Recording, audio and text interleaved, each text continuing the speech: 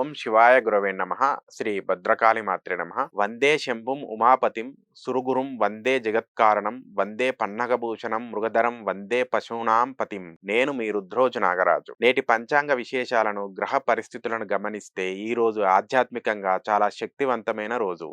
తేదీ 16/3/2026 సోమవారము. దీనిని శాస్త్రంలో ఇందువారం అంటారు. మనస్సుకి ప్రశాంతతకు కారణమైన చంద్రుడి రోజు ఈ రోజు.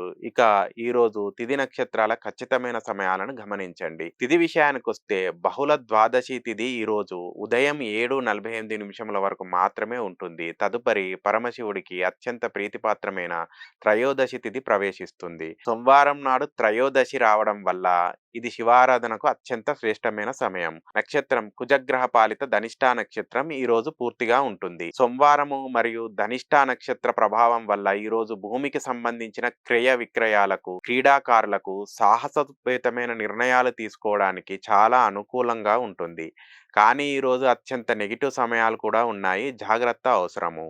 వర్జం విషయానికొస్తే ఉదయం 8:28 నుండి 10:08 గంటల వరకు ఉంటుంది. ఈ సమయంలో ఎలాంటి ముఖ్యమైన పనులు ప్రారంభించకండి. ఇక దుర్ముహూర్తము మధ్యాహ్నం 12:30 నుండి 1:17 వరకు, తిరిగి 2:53 నుంచి 3:41 వరకు ఉంటుంది. ఈ సమయాలలో ఎవరితో వాదనలు దిగకండి, ప్రయాణాలు పెట్టుకోకండి. ఇక అత్యంత అప్రమత్తంగా ఉండవలసిన వారు మిథున రాశి జాతకులు. ఈ రోజు మీకు ఘాతవారం. సోమవారము మరియు ధనిష్టా నక్షత్రము ఈ కలయిక వల్ల మిథున రాశి వారికి ఈ రోజు విపరీతమైన మానసిక ఆందోళన ఉంటుంది. ఆవేశంతో నోరు జారితే బంధువులతో లేదా తోబుట్టువులతో కోలుకోలేని విభేదాలు జరిగే ప్రమాదం ఉంది. నీటి దగ్గర మరియు వాహనాలు నడిపేటప్పుడు ఏమాత్రం ఏమరపాటు వద్దు.